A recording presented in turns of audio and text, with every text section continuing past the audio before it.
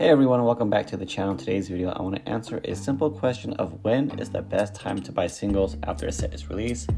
So we're going to take a look at Pokemon 151 coming up on its 1-year anniversary to see when the best time to pick up singles was for this set. Buying singles is very simple. Wait till the price drops, but I do want to talk about the phases a card price goes through. So here we have the release date price of the top 15 cards in 151. TCG Player kind of sets the market, so that's usually where we go to check the value of these cards. When the actual release happens over the weekend, the price really fluctuates because now the market determines the price. But sometimes there can be a buying opportunity if the card is mispriced. Like the illustration rares for 151 were super undervalued because no one expected how much demand there was going to be for this set. So if you get them early, you've gotten them at the lowest point, which is usually not the case. And the next stage is FOMO. FOMO is at all-time high when a set is first released. Demand outstrips supply. Everyone has to have the shiny new toy, so products will be off the shelves. You're competing with scalpers, resellers, players, investors, streamers. People are rushing to get their cards graded so they can ask for a premium for having one of the first ones out there.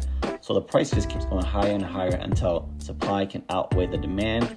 One of my favorite things to do at this point is to actually sell singles. Selling singles when there is peak FOMO and cards are at all-time highs is one of the best things to do because you're able to get your money back. If you happen to pull a top chase card, then you can just end up buying singles that you actually want. Sometimes, you pull a top chase card, you don't really want it, right? If I pull, we'll say, a Leafeon, I'm probably not going to want to keep that in my collection. I'm not really a Leafeon evolution collector, so if I can get $80 for that, I'm going to get a Blastoise, Venusaur, and a Dragonair to make my $80 back, right? So I'd rather have those cards to finish 151 and instead of keeping evolutions. Because 99% of the cards that spike up in value upon release will drop in value in the following months, usually in the 30-40% range, even 50% for the least popular Pokemon out there. But Pokemon 151, these are the most popular Pokemons out there. So unsurprisingly, right, at 25-30% is actually a very small drop, to be honest, because I always expect a 30% drop, 50% drop for most cards after its highs.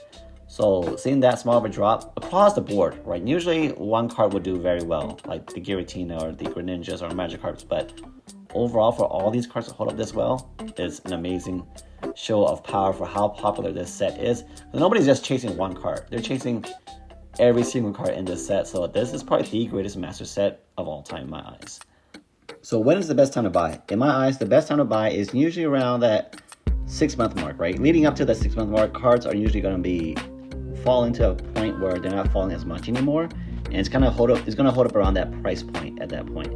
And except for 151, every card will usually drop below the release date price in my eyes. By 6 months, there's been multiple restocks.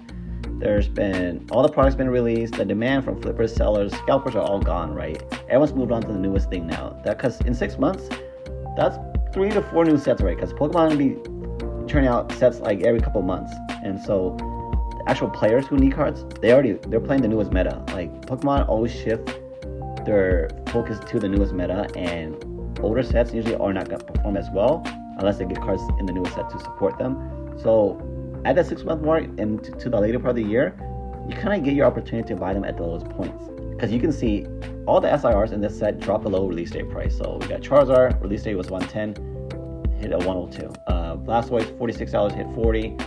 41 for Venusaur at 35. So these drops are not insane, right, from release date price, because again, this is one of the most in-demand sets of all time, and value-wise, it just holds up well because everybody wants it, even though there's more supply out there.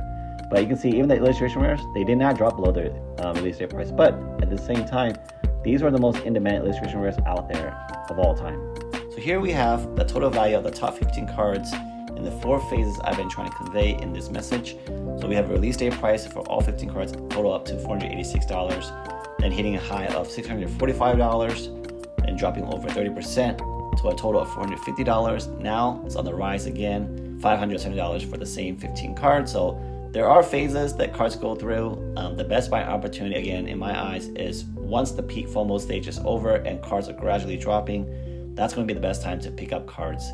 Because right now, Pokemon 151 is actually creeping up to its all-time high again. So if the Pokemon community starts believing that the idea there's no reprint or the reprint won't be enough, people are going to start buying up singles. And once that price goes past a new high, FOMO sets in again, and prices will keep pumping. Sometimes cards will increase enough in value that they don't go back to the previous lows, So that's why I don't want to wait too long. 6-month mark is usually a pretty good spot. Even if it drops below that, it's going to be maybe a few more dollars or less.